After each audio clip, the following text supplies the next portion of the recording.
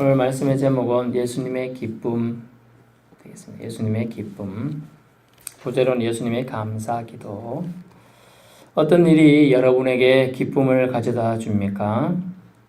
자신이 학수고대하던 일이 이루어졌을 때, 원하는 직장에 취직했을 때, 원하는 대학에 합격했을 때, 사랑하는 사람을 만나서 데이트할 때 기쁨은 아마 배가 되리라 생각됩니다. 기쁨은 사람마다, 상황마다, 때마다 다를 수 있습니다. 우리 예수님은 오늘 기뻐하셨다고 말씀해 주고 있습니다. 본문에 그때 예수께서 성령으로 기뻐하시며, 본문에 우리가 성경 신약을 보면 예수님이 기뻐하셨다는 내용이 극히 많지가 안 나옵니다. 저는 거의 본 적이 없는 것 같은 느낌도 듭니다만은 성령으로 기뻐하셨다라고 말씀하고 있어요. 기뻐하셨다. 성령으로 기뻐하셨다. 제가 자꾸 말씀드려요. 성령으로 기뻐하셨다라고 말합니다. 그래서 여기서 잠깐 성령의 일하심을 잠깐 살펴보고 넘어가겠습니다. 성령은 기쁨을 주신다. 저 기쁨의 영임을 알 수가 있어요. 파라클레이토스. 여러분 억울한 일을 당했습니까? 파라, 옆이란 단어입니다. 클레이토스, 말한다는 뜻. 옆에서 말해주는 사람이 있어요. 어린아이들이 놀이터에서 다투다가 옆에서 말해주는 엄마가 나타나면 엄마는 무조건 자기 편입니다. 기쁘죠? 벌써 화색이 달라져요. 너는 이제 끝났어. 이런 뜻이에요. 엄마가 옆에 있으면 네가 아무리 정당하든지 당당하든지 기각하든지 힘이 세든지 상관없어요. 엄마가 있으니까. 파라클레이터스. 기쁨의 영이에요. 예수님도 기쁨의 영, 성령으로 인하여 성령으로 말미암아 기뻐하셨다고 해요. 그래서 예수님도 인성과 신성을 겸비하신 분이지만 성령이 하시는 일에 받아들이는 즉 순종, 순복하셨음을 알 수 있어요. 그리고 그것을 통하여 기쁨을 누리셨습니다. 예수님 무엇 때문에 기뻐했을까요? 본문에 보니까 그때라는 단어가 있어요.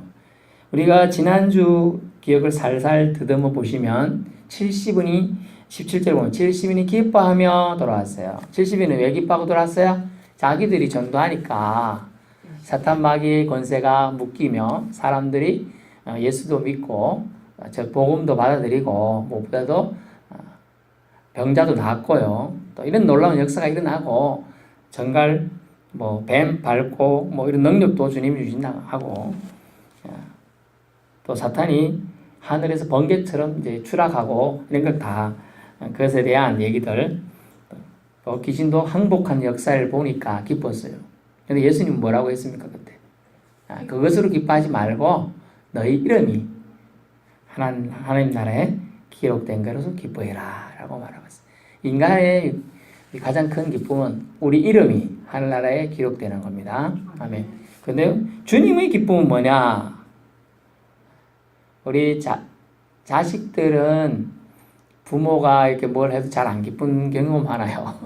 근데 부모는 자식이 한 개만 해도 기쁜 게 많아요.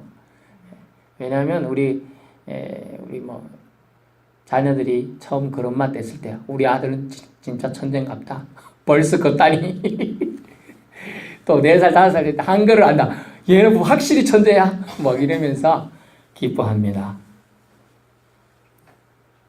기쁨은 어떤 원인으로든지 기쁨을 누리면 그게 복이에요. 근데 어떤 사람은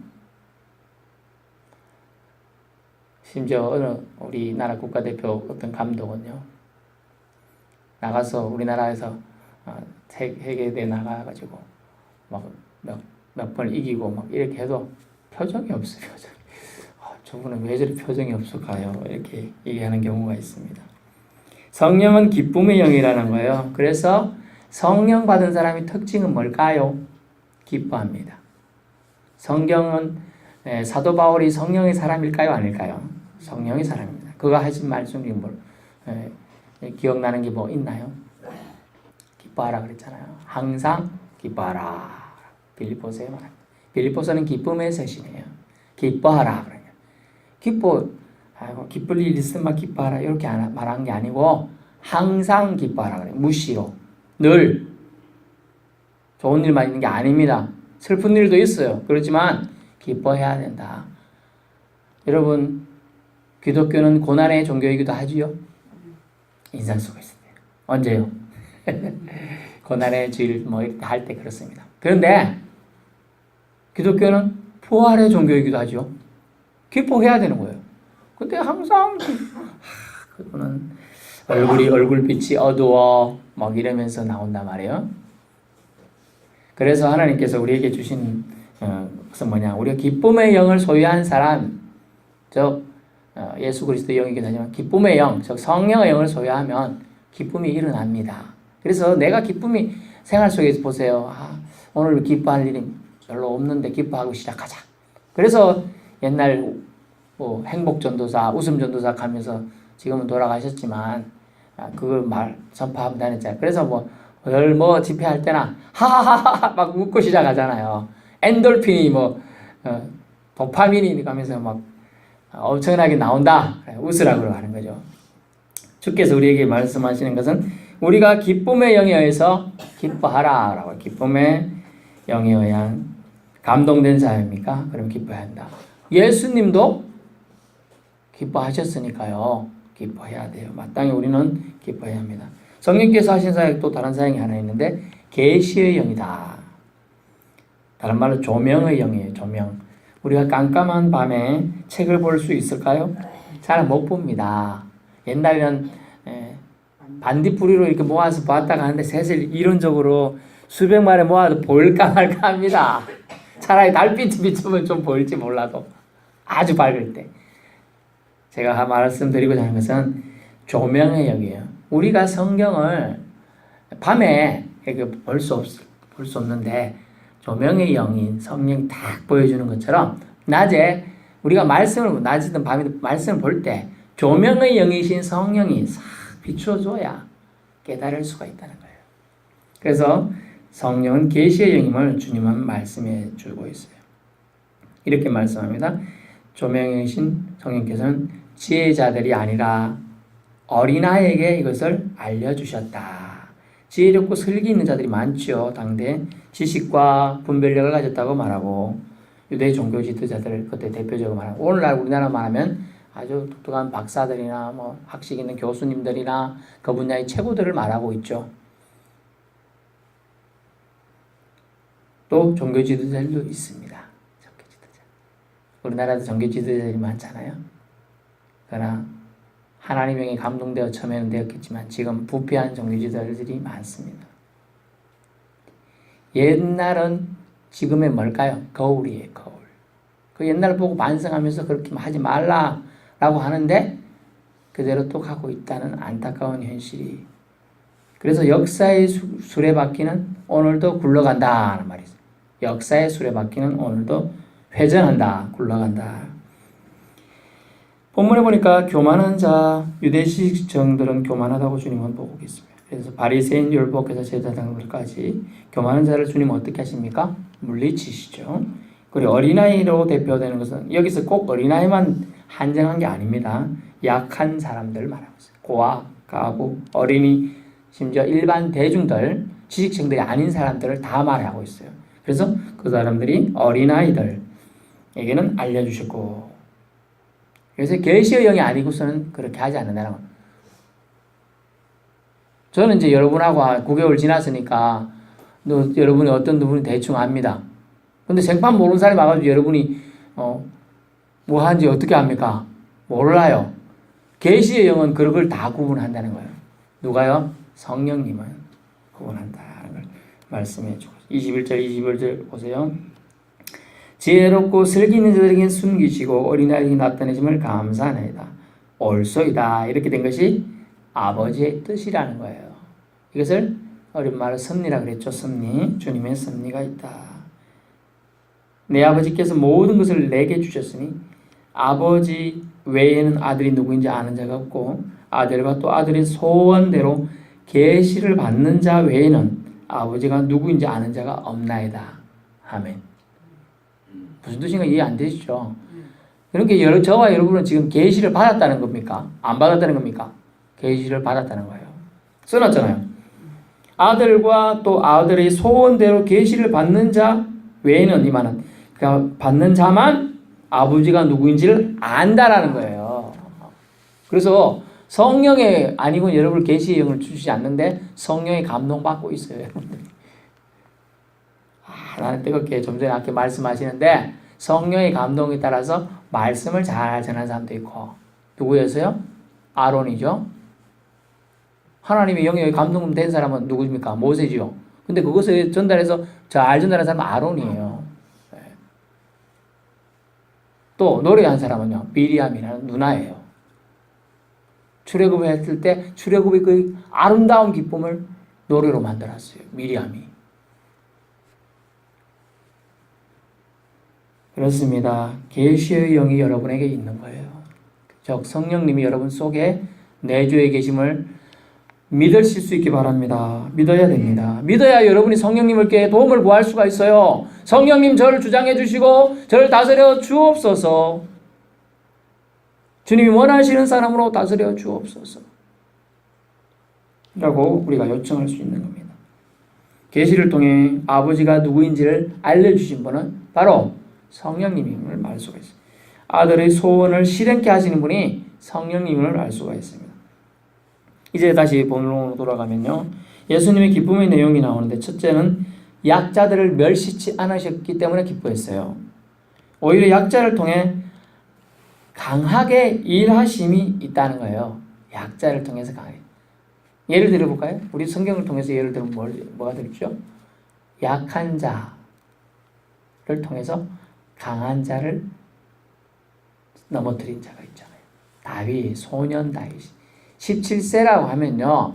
아직 뼈가 완벽하게 성장되지 않은 나이예요. 23, 4세는 돼야 됩니다. 근데 17세경 정도 된 소년이 뭐 저만한 키였겠죠. 뭐 몰라 요즘엔 잘 크니까.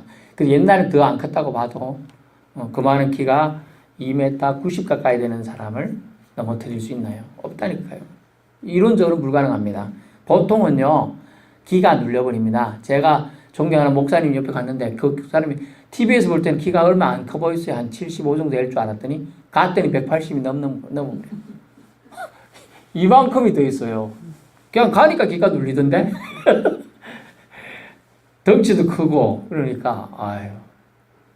그런데 2m 98, 뭐 3m 가까이 되는 사람이 1m 70은 뭐 여기니까 저 위에 있는 거죠. 아이고. 그런데 말입니다. 주님은 이 약한 자인 소년 다윗을 통하여 강하게 일하셨잖아요. 블레셋 전체를 사람들이 주눅들게 만들어버렸어요. 어떻게요?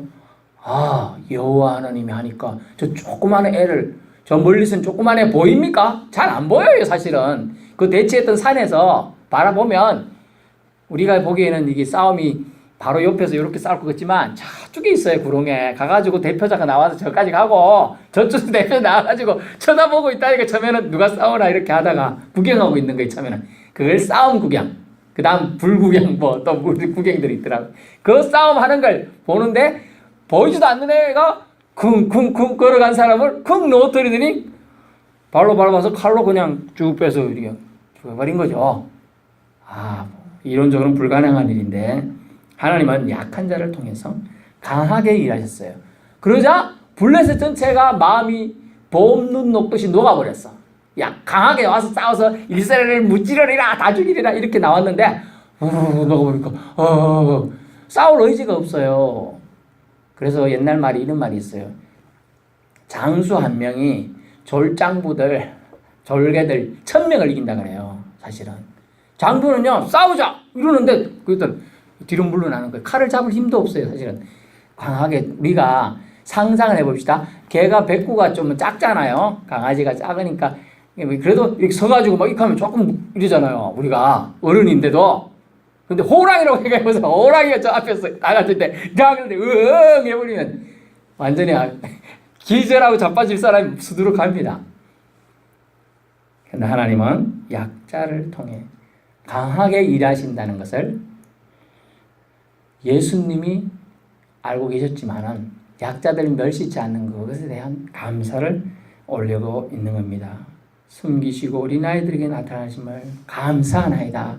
주님의 감사는 이랬습니다. 결국은 잘 되는 것을 보는 거죠. 타인이 잘 되는 것, 약한 자들이 구원받는 것, 약한 자들 멸시받지 않고 존중받는 사회, 이것을 원해서 주님은 그 2000여 년 전에 그 노예 생활하고 있는 유대민들에게 오셨던 겁니다. 약자 어린아이로 표현된 제자들의 성공이 나타납니다. 약자들을 멸시치 않으신다. 제자들의 성공, 제가 그때란 말이 21절 첫 부분에 나오잖아요. 그때 70인이 전도하고 기뻐서 돌아왔을 때를 말하고 있어요. 이때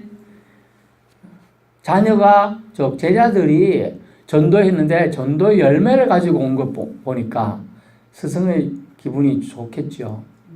기뻤어요. 그래서 주님은 감사를 하는 아버지.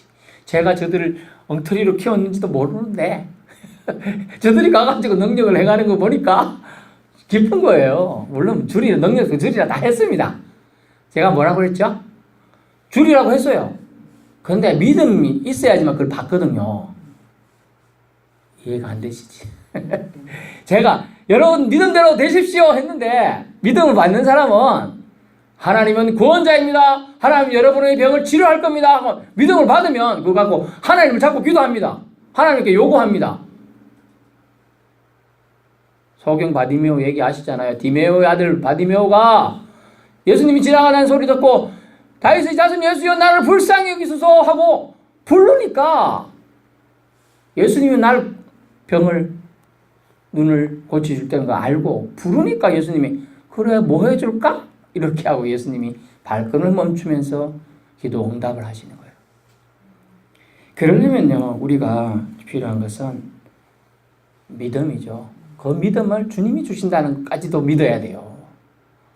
그냥 말이 이렇게 퍼지는 것 같지만 이게 그냥 말이 아니라는 걸 또 믿어야 된다는 거예요. 죄인들을 위하여 약자들을 위하여 주님이 오셨기에 주님은 약자들이 멸시받지 않는 사회, 약자들이 존중받는 그것을 위해서 주님은 몸소 일하셨다는 걸 알 수 있어요. 스스로 절대로 여러분 생각해 보세요. 여러분이 수렁에 빠졌어요. 절대로 혼자 나올 수 있습니까? 호적될수록 더 빠져가는 거예요. 그때 누군가가 손을 내밀어 잡아줘야 되는 거예요. 그 누군가가 주님이시고 또 주님의 제자들이 지금 오늘 가서 지난주에 말씀드린 가서 하니까 열매들이 보이고 움직이는 것이 보이고 그들이 70인들이 가가지고 그냥 놀다 온 것이 아니고 뭔가 한 것이 주님은 너무 기쁘셨다는 거예요. 그래서 스스로 절대로 환경이나 위치를 벗어날 수 없기에 우리는 약자들 위해 오신 주님을 절대 신뢰해야 한다는 걸 알 수 있습니다. 주님은 약자들을 멸시치 않으신 하나님께 감사하고 있어요. 두 번째는 뭐냐면 그리스도의 전권에 대한 감사다. 22절 보시면 내 아버지께서 모든 것을 내게 주셨으니라고 했어요. 내게 주셨으니. 그러므로 우리는 이 전권이 뭐냐면 전반적인 것, 모든 것에 대한 권세를 주님이 가지고 있다. 심지어 뭐예요?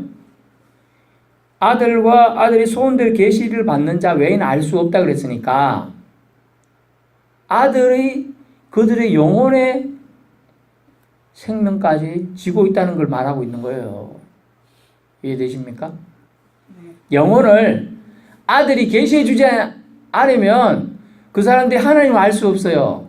하나님을 믿을 수가 없어요. 그러면 어떻게 되죠? 구원을 못 받는 거예요. 그래서 여러분이 하나님을 알고 있다는 건 이미 아들의 계시를 받았다는 것이라는 확신이 들어야 한다는 것이죠. 그래서 전권에 대한 감사인데 뭐냐면 가진 것에 대한 감사를 주님은 드셨던 거예요. 가진 것. 하나님이 자신에게 이 땅에 보내시면서 자신에게 주신 권세를 알고 계셨는데 그것에 대한 감사를 오늘 드리고 있다는 거예요. 여러분, 그러면 여러분은 가진 것에 대한 감사를 얼마나 하고 있습니까? 주님은 자신이 가진 권세를 분명히 아시고 기뻐하셨고 또 표현하셨습니다. 감사기도 하셨던. 여러분도 그렇게 하셔야 된다는 거죠. 뭐 추수감사 다음 달에 있지만은 생각해 보십시오. 가을날 감사, 지난 추억도 감사, 옛날 추억, 지금은 추억이라 할지만 옛날 같으면 그때 고난의 언덕을 통과할 때 얼마나 힘들었습니까? 미칠 정도로 힘들었습니다. 근데 지금 돌아보면 추억.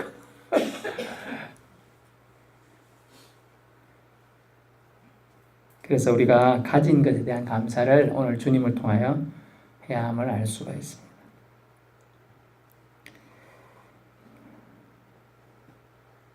그래서 오늘 주님께서는 감사를 제자들이 열매를 가지고 돌아온 것에 대한 감사를 드렸고, 약자들을 멸시치 않으신 하나님임을 대한 감사를 드리고, 자신에게 모든 권세를 주신 것에 대한 감사를 드렸다는 거예요. 결론입니다. 예수님도 기쁨이 있을 때 감사하셨습니다. 감사 기도하셨어요.